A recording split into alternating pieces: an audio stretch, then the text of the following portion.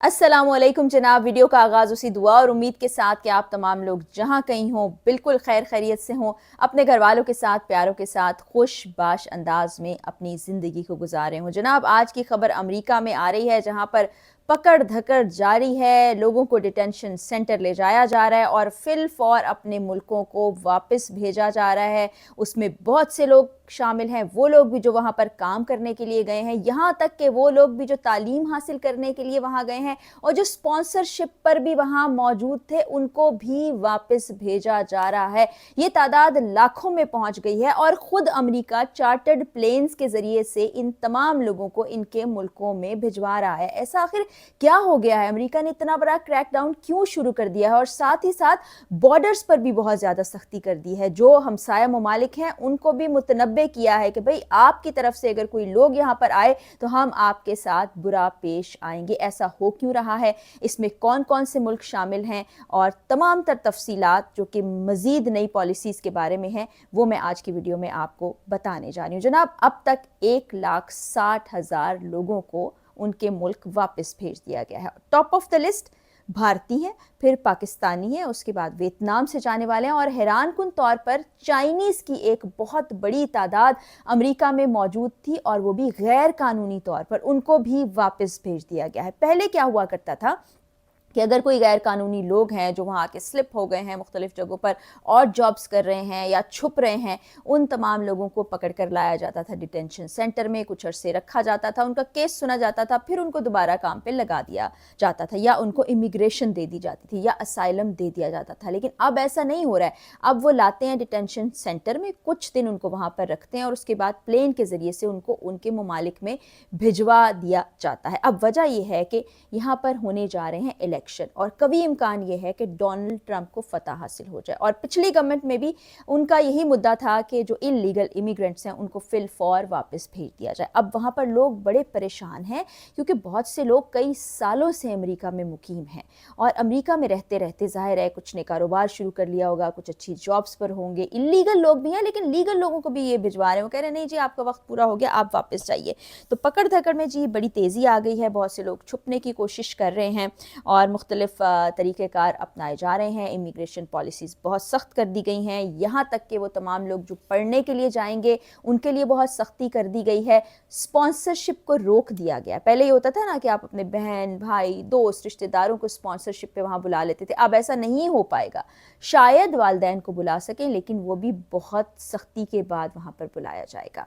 अब मैं आपको बताती हूँ कि क्राइसिस हुआ कैसे। आपको पता होगा कि यूके ने भी तकरीबन 14,000 लोगों को अपने मुल्क से निकाल बाहर किया। अब यहाँ तो तादाद बहुत ज़्यादा हो गई है और ये सिलसिला शुरू होता है जून से लेके अब अक्टूबर तक बहुत से लोगों को निकाल दिया गया है। अभी तक की तादाद 1,60,000 बताई जा रही है लेकिन इससे ज़्यादा भी हो सकती है। टॉप ऑफ द लिस्ट मैंने आपको बताया है कि भारतीय हैं। यहाँ तक कि 22 तारीख को एक चार्टर्ड प्लेन गया था, आखिरी चार्टर्ड प्लेन, जो बहुत से भारतीयों को लेकर उनके मुल्क चला गया और उनको कहा ये लें जी अपने मुल्क के लोगों को संभालिए। अब तक तकरीबन 495 फ़्लाइट्स मुख्तलिफ मुल्कों में जा चुकी हैं जिनमें इन तमाम लोगों को भिजवाया गया है और एक दो मुल्क शामिल नहीं है। मैंने चंद नाम आपको बताए लेकिन ये लिस्ट जाती है 145 ममालिक की तरफ।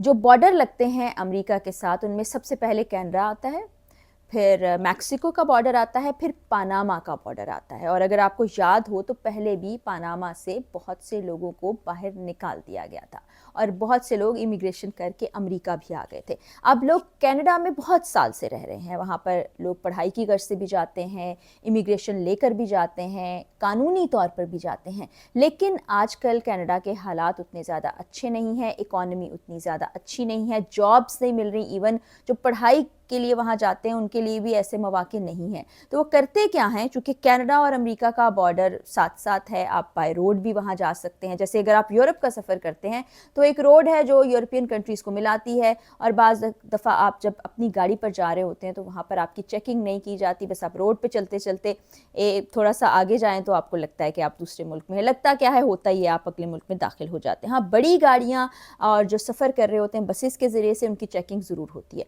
तो अमेरिका और کینیڈا کے درمیان میں بھی اسی طرح کا راستہ ہے. تو بس کے ذریعے اگر آپ آ رہے ہیں تو آپ کا پاسپورٹ اور چیزیں چیک کر لی جائیں گی, لیکن اگر آپ گاڑی میں جا رہے ہیں تو عمومی طور پر لوگوں کو چیک نہیں کیا جاتا. تو اس طرح وہ تمام لوگ جن کو کینیڈا میں مشکل پیش آ رہی ہے وہ امریکہ کا رخ کر رہے ہیں.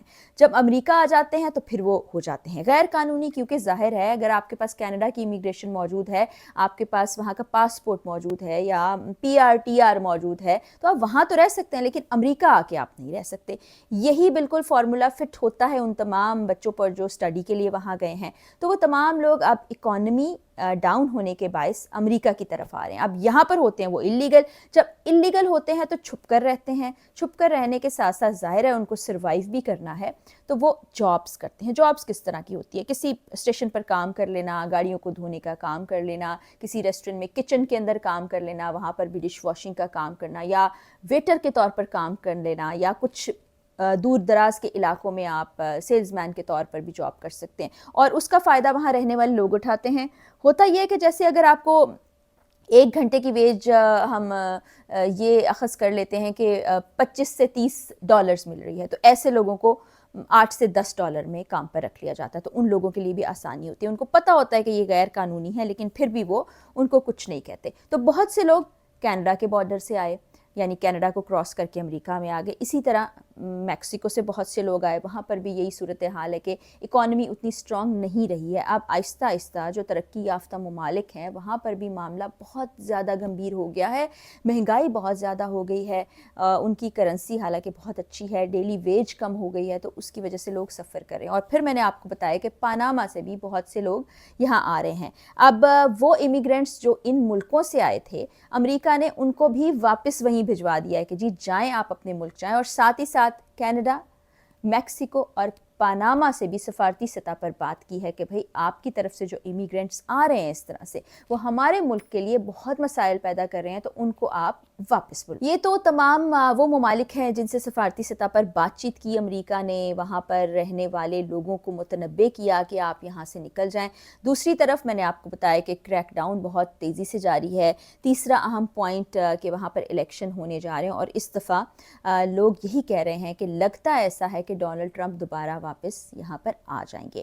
اور پچھلی حکومت کے دوران بھی انہوں نے بہت سی تبدیلیاں کی تھیں, بہت سے لاز کو بدلا تھا, جن میں ٹاپ پریورٹی ان کی تھی کہ جو امیگرینٹس یہاں پر آئے ہیں, جو انلیگل طریقے سے یہاں پر رہ رہے ہیں, ایون اسٹوڈنٹس پر بھی بہت زیادہ سختی کی گئی تھی, ان کو ملک سے نکال باہر کیا جائے. اور ابھی بھی وہ انہی پالیسیز کے ساتھ واپس آئیں گے, اس لیے پہلے سے ہی یہ تمام چیزیں شروع کر دی گئی ہیں.